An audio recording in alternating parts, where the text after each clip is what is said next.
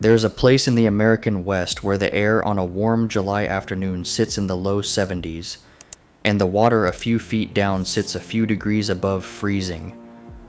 Roughly 30 degrees separate the air a body feels from the water a body cannot survive, and the two are held apart by a surface so still it turns the mountains upside down. A second Teton range hanging in the reflection. It looks like the safest place on Earth. The gap between how that water looks and what it does is the most dangerous thing in Grand Teton National Park. The killer is not the grizzlies, not the cliffs, not the lightning that cracks over the summits on summer afternoons. It is the water. The calm, photogenic, postcard water that millions of people drive up to every year and never think to fear. On the 2nd of July, 2025, a 30-year-old man named Chase Levine carried a stand-up paddleboard into that water at a public swim beach on Jackson Lake, at a place called Coulter Bay. He had come from El Paso, Texas. It was the kind of day the park puts on its brochures, the kind of day you plan a vacation around. He paddled out onto a lake that looked like a resort. Then the weather changed. A storm came over the mountains, bringing wind and rising waves, and the flat mirror broke apart in minutes. Somewhere out on the water, Levine came off his board. He was not wearing a life jacket. Almost no one on a calm swim beach is. Rangers pulled him from the lake and worked to revive him for an hour. It was not enough. He was not reckless. He was not unprepared in any way the average person would recognize. He was a healthy adult, at a designated swim beach in a national park, on a sunny day, doing what thousands of people do every summer without a second thought. The lake killed him in under an hour. Grand Teton draws more than 3 million people a year to some of the most beautiful water in America. Most of them never learn the one thing that water can do. Those lakes were carved by glaciers, and they are still fed by snow and ice. The water in them is, in the most literal sense, melted mountain. The Teton Range is young, as mountains go, and violent in its geometry, a wall of jagged granite that rises straight out of the valley floor with almost no foothills to soften it. The Grand Teton tops out at 13,775 feet, more than 7,000 feet above the town of Jackson at roughly 6,400. There are no gentle approaches. The mountains simply stand up. At their feet lie the lakes Jenny and Jackson and Lee and String and Taggart, each one a flat blue sheet doubling the peaks in reflection. People have found their way into this valley for at least 11,000 years, and it was French fur trappers who gave these three peaks the name that stuck. Almost none of them came for the temperature of the water. A shallow pond in a hot valley climbs into the 70s and 80s by July. A deep glacial lake does not. It holds the cold the way a cellar holds it, down in the dark, out of reach of the sun. Even at the height of summer, when the parking lots are full and the air is hot enough for shorts and sandals, that deep water stays cold enough to kill. The park says so plainly. Its own safety page warns that the water is cold even in summer and that hypothermia can develop quickly, even on a warm day. It is written down and it is public. Almost no one reads it, because almost no one arrives at Grand Teton expecting to be in danger. And why would they? More than 3.4 million people visited in 2023, and around 3.6 million came in 2024. This is not a remote wilderness earned through days of backpacking. It is a drive-up park, minutes from a town with restaurants and art galleries and a commercial airport. A visitor can photograph the most famous skyline in the Rockies without leaving the pavement, or stand on a groomed lakeshore with an ice cream cone. The infrastructure signals safety. The crowds signal it. The families and retirees and first-time visitors moving calmly through the park all signal that this is a managed, tamed, gentle landscape. It is not gentle. It is indifferent, which is different and worse. Ask a visitor what frightens them in the Tetons, and they will name the dramatic things. They will name the bears, and Grand Teton does have grizzlies, yet the park has never recorded a single fatal bear attack. When a hiker was mauled on Signal Mountain in 2024, he survived by playing dead. They will name the heights, and the heights do kill. Because people fall here, often because a peak that looks like a walk-up is nothing of the kind. T.Y. Knott Mountain, whose easy-looking east face is repeatedly mistaken for a hike, took 7 lives between 1997 and 2017. In July of 2014, a 36-year-old recreational hiker named Will Cornyn set out alone toward Lake Solitude and was found dead below a cliff band about a mile from Jenny Lake. They will name the lightning that detonates over the summits on July afternoons, and it is genuinely violent, because a storm high on the Grand Teton in 2010 killed a 21-year-old climber and triggered one of the largest rescues in park history, with more than 90 responders on the mountain at once. The thin air is real as well. Tialmom. Since altitude sickness can begin above about 8,200 feet, the entire park sits higher than that. All of it is real, all of it is rare, and nearly all of it happens up high, away from the crowds, to people who left the pavement behind. The thing that kills the ordinary visitor, the tourist and the paddler and the floater and the swimmer and the family down at the beach, is the quiet blue water they came to photograph. It does not roar, it does not charge, it waits, a few degrees above freezing, under a surface as smooth as glass, in the most accessible part of the park. And when someone goes in, it works faster than almost anyone believes possible. Most people picture cold water as a slow danger. They imagine hypothermia, the gradual drop in core temperature, the shivering, the creeping confusion, a process that supposedly leaves 30 minutes, maybe an hour to be pulled out and warmed. That picture is comforting, and it is wrong. Hypothermia is slow, and most people who die in cold water never live long enough to become hypothermic. What kills them arrives in the first minute, and it is called cold shock. When a body hits cold water suddenly, the nervous system reacts before thought can intervene. The first response is an involuntary explosive gasp, a single hard inhale that cannot be stopped. If the head is above the surface, that gasp does nothing but startle. If the head is underwater at that instant, because the person fell or capsized or was knocked under by a wave, the gasp pulls water straight into the lungs. That is the whole distance between a scare and a drowning. One breath, taken at the wrong moment, chosen by the body without permission. The gasp is only the opening. What follows is 1 to 3 minutes of uncontrollable hyperventilation, rapid panicked breathing that willpower cannot slow.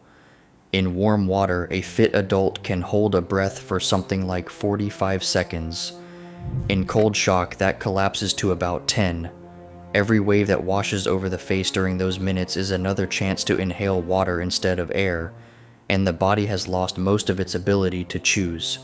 This is the part that defeats strong swimmers. The assumption is nearly universal, and it goes like this: I can swim. So if I end up in the water, I will swim to the boat, or the board, or the shore. In cold water, it is false. During cold shock, even a strong, lifelong swimmer often cannot cover 6 to 10 feet. The muscles do not answer, the coordination is not there. Researchers call it swim failure, and it happens to competitive swimmers, to lifeguards, and to people who have never once doubted they could reach a shore they can plainly see. None of this looks like the drownings we imagine, with the long struggle and the waving arms and the shouts for help. Cold water drowning is usually quiet, and it is fast. The person who was laughing on a paddleboard 90 seconds earlier cannot get a breath, cannot make their arms work, and cannot call out, and they slip under the surface while people nearby assume they are still playing. All of it happens inside the first few minutes, long before core temperature has dropped enough to matter. None of this requires near freezing, ice water conditions. Cold shock reaches its maximum intensity in water between 50 and 60 degrees Fahrenheit, water that feels bracing but survivable to a hand dipped off a dock. At that temperature, the reflex is as violent as it is near freezing, and the gasp response can be triggered by water as warm as 77 degrees. There is no summer warm enough to make this water safe. In the middle of June in 2024, Jackson Lake was measured below 45 degrees, which is not near the danger zone, but deep inside the range where cold shock is most lethal. That is the water a paddleboarder, a kayaker, or a swimmer off a public beach might step into on a warm afternoon without any sense of what waits under the surface. The lake looks like a place to cool off. It is closer to a trap that arms itself the moment the surface breaks. One more thing turns a calm day dangerous, and that is the weather. The Park Service is blunt about it. Afternoon thunderstorms are common all summer. Snow and frost are possible in any month of the year. A warm, still lake shore and a violent, wind-driven ridge can be an hour apart, or less. A flat lake does not stay flat. A storm drops off the mountains, the wind rises, the waves build, and a paddler who was gliding over a mirror is suddenly in cold, moving water off the board, gasping. This is not a freak sequence. It is the single most common way Grand Teton kills the people who trust it. On the 2nd of June 2006, 11 passengers and a guide pushed off onto the Snake River for a scenic float, the gentlest thing the park offers on water. This was not whitewater, and it was not an expedition. It was a guided drift downstream, the kind of trip families book to watch for moose and eagles from the calm of a raft. Among the passengers were Elizabeth Rizas, 58, and her husband John, 63, of Beaufort, South Carolina, and Linda Clark, 69, of Shreveport, Louisiana. That stretch of the Snake River does not look dangerous from a raft. It looks like scenery. But the river there is braided, and the current splits and rejoins around gravel bars into a maze of channels, and some of those channels end in log jams, heaps of fallen timber the river has stacked underwater and out of sight. The wood cannot be read from the surface, and it often cannot be seen at all until a raft is already on top of it. The Park Service classes this stretch as advanced boaters only, precisely because of the swift water, the shifting channels, and the hidden wood. Their raft was carried into one of those side channels and struck a log jam. It capsized. 3 of the 11 did not come out of the water alive. Nothing about that group fits the picture of people who take foolish risks. They were older travelers on a guided commercial trip, doing the most benign thing anyone can do on that river, with a professional at the oars, and the water still found the gap. 8 years later, it happened again a little further down the same river. On the 13th of July, 2014, Donna Veman, 63, was floating with 5 other people on a private raft on the Snake River when it hit a midstream obstruction and flipped. She lived in Jackson, Wyoming, in the shadow of these mountains. She was wearing a life jacket. She drowned anyway. That detail cuts against the thing we most want to believe, which is that the life jacket is the answer, that flotation makes cold moving water survivable. A life jacket dramatically improves the odds. It is the single most important thing anyone can wear on that water, and nothing here should be heard as an argument against one. But it is not a guarantee, not in a swift braided river with hidden obstructions, and not against the cold and the current and the chaos of a flip. A local resident in a life jacket on her own familiar river did not survive it. Then there is the lake itself, unmixed with any river current. On the 15th of June, 2024, Wesley Dopkins, 43, of St. Paul, Minnesota, was kayaking on Jackson Lake when the day turned. Gusts hit 25 miles per hour, tearing across open water measured below 45 degrees. His kayak capsized. Wesley Dopkins had a life jacket with him. He had given it to a friend. It is the most human decision imaginable, made by a strong person on a nice day, handing the jacket to the friend who seemed more likely to need it, on water that looked so calm. He went into water cold enough to trigger cold shock within minutes, without the one thing that might have kept his face above the surface long enough to survive. His body was not recovered for more than a year. It was found at a depth of about 420 feet, because the same flat blue surface that reflects the mountains for the cameras drops away below the reach of any swimmer, any diver, and any ordinary rescue into a cold, dark volume of glacial melt that does not give back what it takes. Different boats, different years, and different people all end in the same cold water. and in the same short window between fine and gone. Because that window is so short, and because so much of what people believe about cold water is wrong, it is worth knowing the shape of what actually happens in that water. There is a rule of thumb for it, developed by a thermophysiology researcher at the University of Manitoba named Gordon Giesbrecht, who spent years running cold water immersion experiments on hundreds of subjects and, more than 30 times, on himself. It has since been taught to the Coast Guard and used in Army training. It is not a stopwatch, and the real numbers shift with the water and the body and the clothing. But it is a way to remember the sequence, and it is worth knowing before you ever need it. 1 minute, 10 minutes, 1 hour, the first minute belongs to the gasp. Everything in the body is screaming at that moment, and the only task that matters is getting the breathing under control. Not swimming, not shouting, breathing. If the head can be kept above the surface, the worst of the cold shock passes in roughly a minute and the hyperventilation begins to settle. The next 10 minutes or so are the minutes of meaningful movement. That is roughly how long the hands and the arms will still answer before the cold takes them away. This is the entire budget for self-rescue. It is the window in which a person can still climb back onto a capsized board, right a kayak, or reach a boat or a shore that is genuinely close. It is not the window in which someone swims a quarter mile across a lake. 10 minutes is not very long, and every minute spent panicking is a minute spent out of that budget. After that comes the hour, and this is the part almost no one understands. A person wearing a life jacket, floating, staying still, can often remain conscious for something like an hour before hypothermia takes them under. That hour is not a countdown to death. It is a rescue window, and it exists only for the person who is still floating. This is the arithmetic that makes the life jacket so decisive. Without one, a person has a minute of gasping and 10 minutes of failing arms, and then nothing at all holds their face above the water. They will drown long before their body temperature drops even a single degree. With a jacket on, they still have that hour, conscious or not, for someone to reach them. 1 minute, 10 minutes, 1 hour. The jacket is the only thing that turns the first two numbers into the third. So why does it keep happening to reasonable people, to warned people, to people who by every ordinary measure did nothing wrong? The answer is not in the water. It is in the mind. Stand on the shore of Jenny Lake on a warm afternoon and the water is flat and quiet. A clean, cold blue, and it looks exactly like 1,000 lakes and pools anyone has swum in safely their whole life. Nothing about it says danger. Everything about it says swim. That is the trap, and it is built into the way human beings are wired.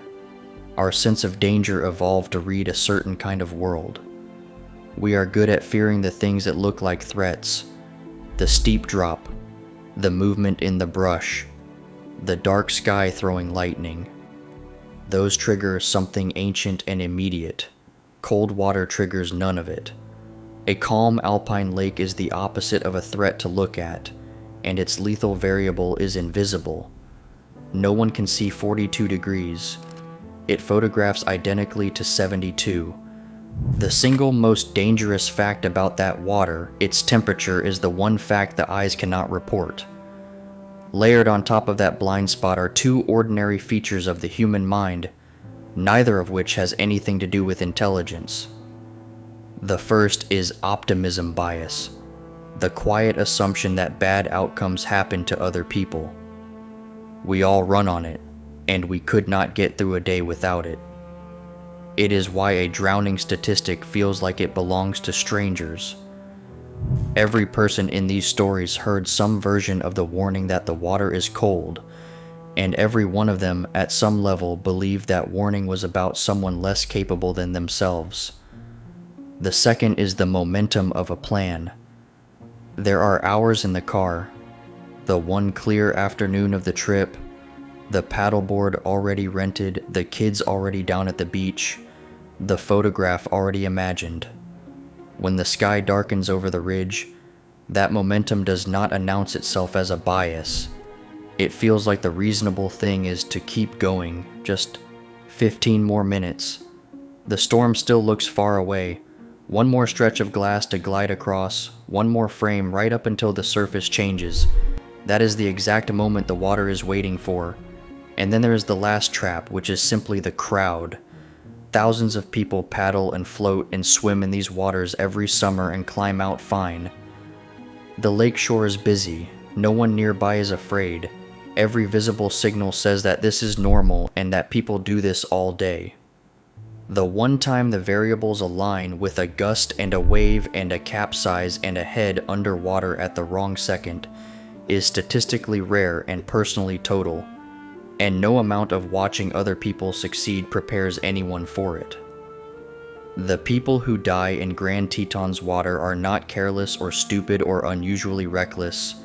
They are retirees on a guided float, a local woman who knew her own river, a fit man strong enough that giving away his life jacket felt like generosity rather than risk. They made the call almost anyone would make, using the instincts almost anyone has, in a place built by nature to defeat exactly those instincts. The water does not need us to be foolish, it only needs us to be human, to trust our eyes, to assume the best, and to finish what we came to do. If you are going to have an emergency in the American wilderness, Grand Teton is, on paper, one of the better places to have it. The park is home to the Jenny Lake Climbing Rangers, one of the most storied search and rescue teams in the National Park Service. An elite unit that performs technical rescues on terrain most people cannot imagine surviving. They run roughly 90 rescues a year and they are very good at this. They will also tell you the truth about the limits. Falls kill the most people inside the park, and the cliffs are real. But it is hiking and water that generate the most rescues, the ordinary activities, the things the 3 million visitor crowd comes to do. The rescue log is not a record of daredevils. It is a record of regular people doing regular things that went wrong. The limit that matters most for cold water has nothing to do with skill or courage or equipment.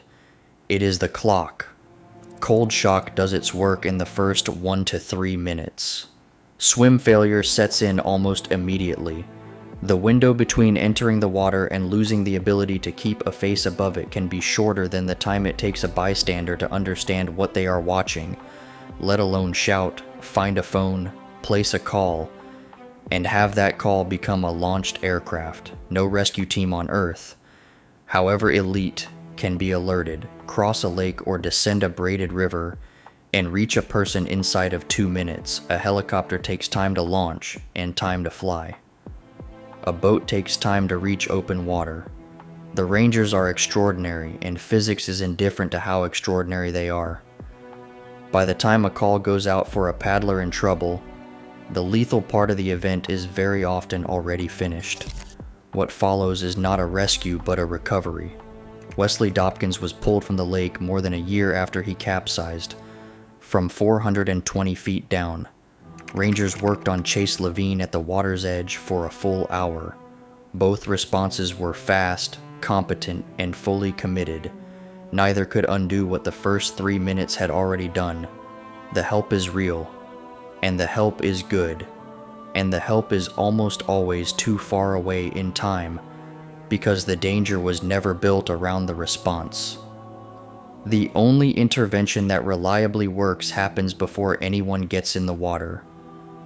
Go back to that warm afternoon in July, to a public swim beach on Jackson Lake, to a 30-year-old man stepping onto a paddleboard on water so flat it held the mountains upside down. He was not reckless.